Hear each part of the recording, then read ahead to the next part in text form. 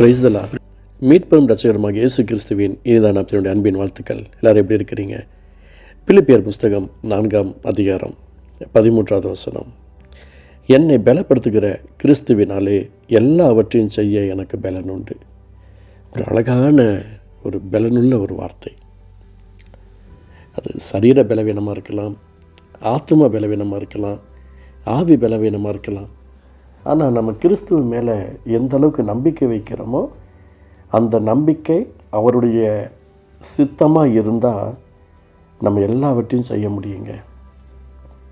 கொஞ்சோண்டு காலத்தை திரும்பி பாருங்களேன். நம்முடைய நிலைமையை நினச்சி பார்த்தா இன்றைக்கி இருக்கிறதே பெரிய விஷயம்.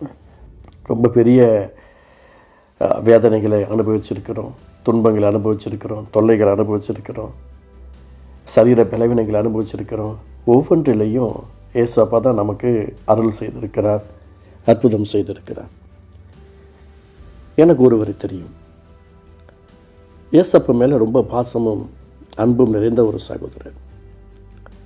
ஆனால் அவர் ஆண்டோட அன்போடு கூட இருக்கக்கூடாதபடிக்கு மிகப்பெரிய சோர்வுகளும் சோதனைகளும் அவருக்கு வந்தவனமாக இருந்தது. நானும் பேச்சுலர், அவரும் பேச்சுலர். என்னிடத்தில் வந்தார். நான் எப்படி இதை ஓவர் கம் பண்ணணும்?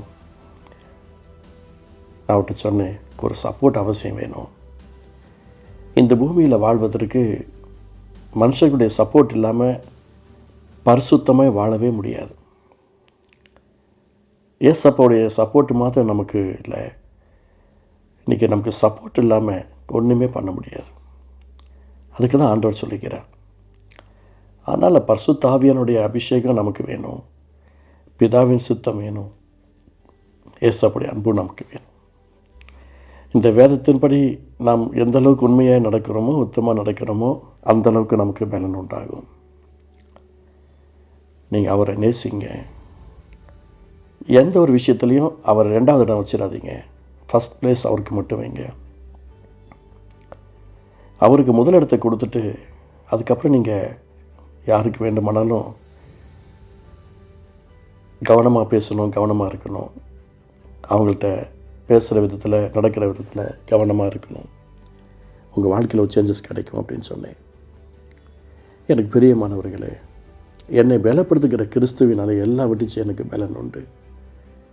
எத்தனையோ முறை சரீர சோர்வுகள், மன சோர்வுகள் வந்த போதெல்லாம் இந்த வார்த்தை அக்கினியாக புடமிட்டு நம்மளை தேற்றி இருக்கிறது, இன்னமும் தேற்றிக்கொண்டே இருக்கிறது. ஒன்றுக்கும் கவலைப்பட வேண்டாம். நம்மை அவர் பலப்படுத்துவார். நீங்கள் ஜெயிப்பீர்கள். உங்கள் வேதனைகள் மாறும், உங்கள் துன்பங்கள் மாறும், உங்கள் தொல்லைகள் ஓடும், மன கஷ்டம் காணாமல் போய்விடும். பண கஷ்டம் அப்படி ஒன்று இருந்துச்சா அப்படின்னு நினைக்கிற அளவிற்கு நீங்கள் ஆஸ்வதிக்கப்பட்டவர்களாய் மாற்றிவிடும். ஏன் தெரியுங்களா? ஆண்டவர் நம்மை பலப்படுத்துவார். உங்கள் சரீரத்தில் பலயணும் என்று சொல்லி ஒரு காரியங்கள் இருக்குல்ல, அப்பாவுடைய ப்ரெசன்ஸில் உங்கள் பலவீனத்தை அறிக்கையிட்டுருங்க. அவர் செய்கிற பெரிய அற்புதம் உங்களோட வாழ்க்கையில் குறைவுகளை நிறைவாக மாற்றுவார்.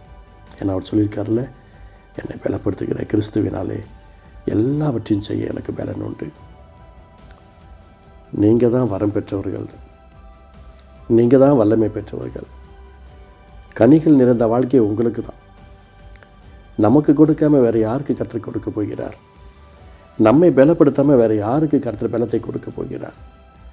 அவருக்கு முன்பாக நாம் உண்மையாக உத்தமமாக வாழ்வதற்கு அந்த பலன் நமக்கு உதவியாக இருக்கும். ஜெபிக்கலாமா?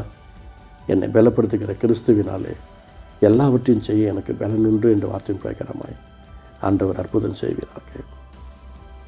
இயேசுவின் நாமத்தினால் அதிசயம் செய்யும். உங்கள் நாமத்தை மகிமைப்படுத்த கிருபை பாராட்டும். இயேசு நல்ல பிதாவே.